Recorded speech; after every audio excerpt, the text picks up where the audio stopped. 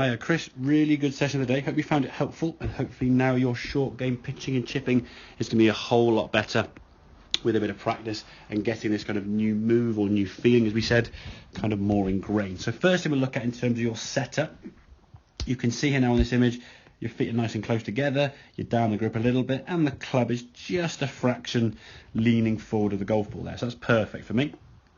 Weight now kind of just favouring that left side a little bit, but overall now you're in a position where we look at this and say, yes, this person is playing a short shot.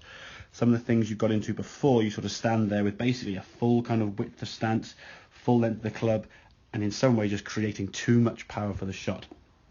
Now, we knew, or you understood, the error in your swing sometimes, that this left wrist would break down, we would cup it and flick it, and we know that flicking the wrist in some ways can be a problem.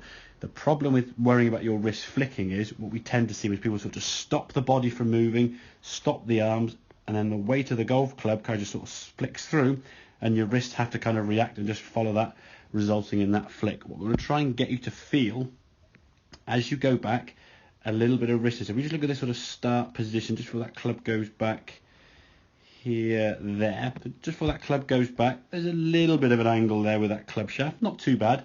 But as the club goes back to its sort of full backswing position for this length shot, if we look here now, there's your left arm. The club now has kind of worked back of your arm.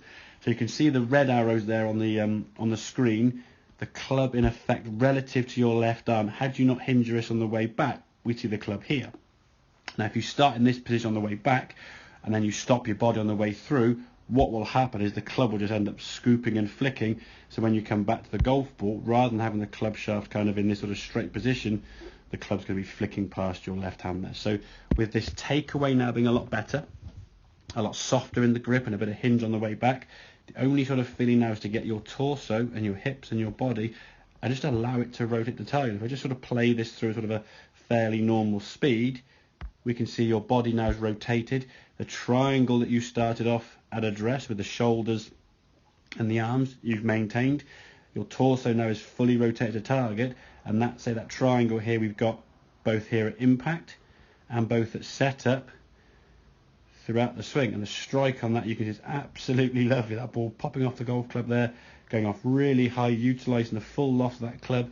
There's no head down with this shot at all. Your eyes are following that golf ball.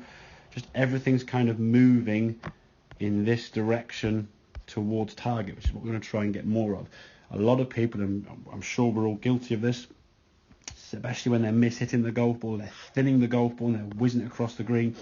They try and keep their head down, they try and stay still, they just try to stop moving, when in reality, if we actually look at this swing, although it's only a very small movement, there's not many body parts here at the moment that aren't moving. If we go from the ground up, even your right foot sort of starting to roll a bit, the right ankle, the right knee therefore is moving, the right hip is sort of turning round, right side of your body, right shoulder, everything is moving towards target, giving you a much more kind of free-flowing, fluid position. Now, this was for a shot of about 15-20 yards.